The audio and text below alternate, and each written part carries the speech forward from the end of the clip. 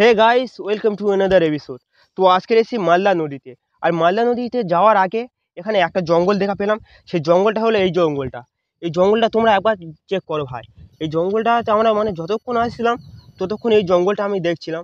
তো এই জঙ্গলটা দেখার জন্য, তোমাদের দেখানোর জন্য ভিডিওটা এখানে শ্যুট করছি। তো এখন যাবো মালদা নদীতে, কিন্তু মালদা নদী যাওয়ার আগে এখানে এই জঙ্গলটা একবার চেক করো। তো জঙ্গলটা চেক করা হয়ে গেলে পরেতে যাবো আমরা মালদা নদী। মালদা নদীতে ওখানে কি আছে না আছে সেটা তোমাদেরকে দেখাবো আজকের ভিডিওতে। চলো শুরু করা যাক আজকের ভিডিও।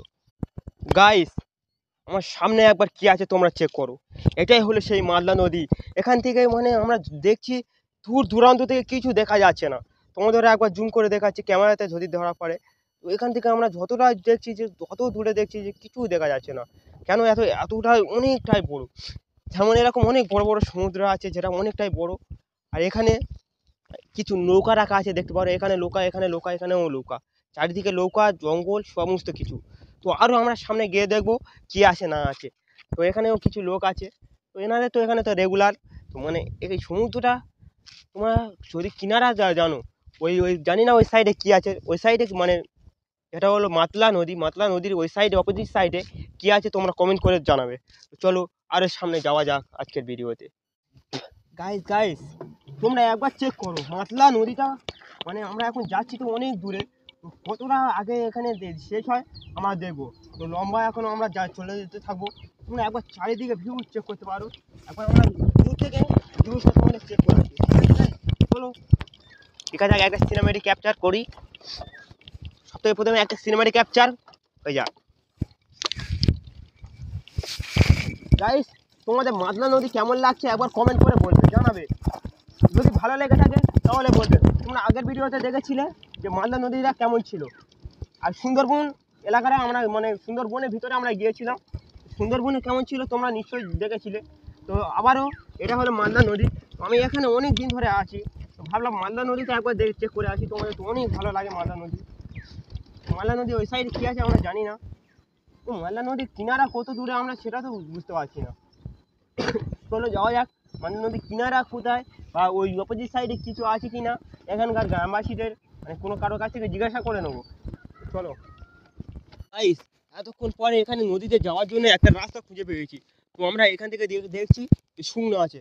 তোমাদেরকে নিয়ে আমি যাবো এখন এই রাস্তা দিয়ে। কিন্তু এখানে দেখো আছে, এখানে একটা ভাঙা বোট আছে। এটা হয়তো আর এখানে কোনো কাজে লাগবে না, কিন্তু এখান থেকে একটা রাস্তা করা আছে। তো এই রাস্তা দিয়ে আমরা যাবো নদীতে ওখানে। আর একটা জিনিস গাইস দেখছি, যে সামনে যে মানে কিছু জাল দিয়ে ঘেরা আছে। এই জাল দিয়ে ঘেরার মানে হচ্ছে অপোজিট সাইডে কোনো রয়্যাল বেঙ্গল টাইগারও থাকতে পারে এখানে অপোজিট সাইডে। মানে জাল দিয়ে ঘেরার এর মানে হলো রয়্যাল বেঙ্গল টাইগার। এখানে একটা বাক্স রাখা আছে। এই বাক্সতে হয়তো এনাদের যারা জেলেরা আছে এনাদের কিছু মানে জিনিসপত্র রাখা থাকে। আর এখানেও একটা ভালো বোট আছে, তোমরা দেখতে পারো। এই বোটে ওরা মাছ আনে। আর এই মাছ আনার একটাই কারণ আছে, মাছগুলো তোমরা নদীর মাছ এতটা তোমাদের ভালো লাগে। এই মাছের একটা আমি মানে ওখানে দেখলাম যে নদীতে ওরা মানে মলত্যাগ করে, পায়খানা করে। একবার তোমরা এই নদীটা একবার চেক করো। আজ পানিটা দেখো ব্লু। এখান থেকে তো আর বেশি নিচে যাওয়া যাবে না।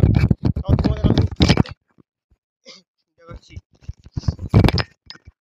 তোমরা একবার চেক করো পানিটা কতটা কেমন। আর দেখো গাইস, এই হলো পানি, আর এই হলো জঙ্গল। আচ্ছা, এই হলো একটা মানে ইয়ে। আর তোমরা একবার তোমাদের জুম করে ওই জালটা ঘেরা, বাঁশ দিয়ে ঘেরা জাল আমাদের দেখাচ্ছি। তোমরা একবার দেখো জাল দিয়ে ঘেরা বাঁশ।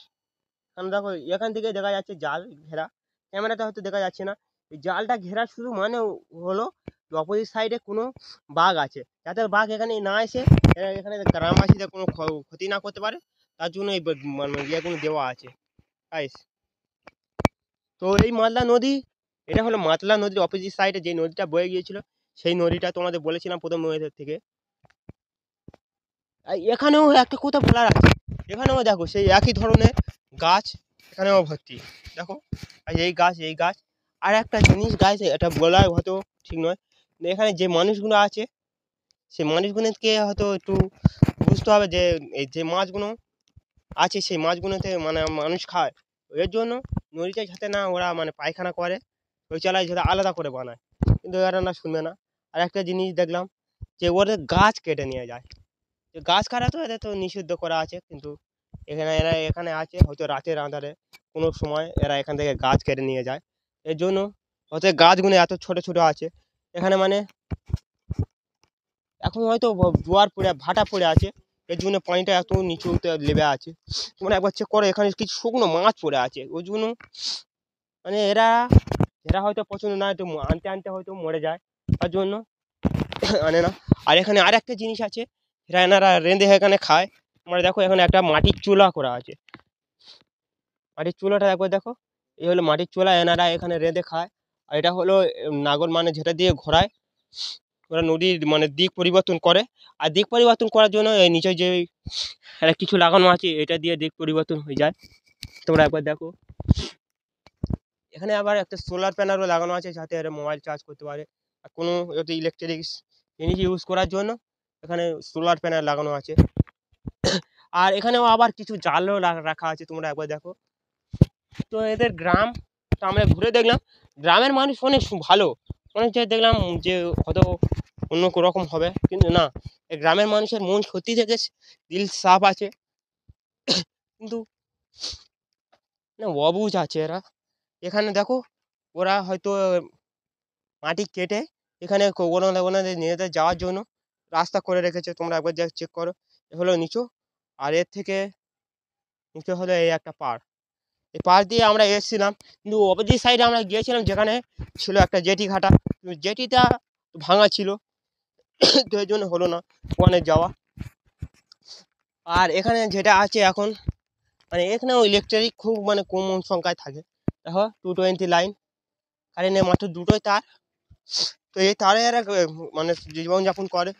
সবে হয়তো এখানে কারেন্ট এসছে, কারণ এখানে তার দেখে, পোস্টার দেখে, সব কিছু দেখে বোঝা যাচ্ছে যে সবাই এখানে কারেন্ট এসছে।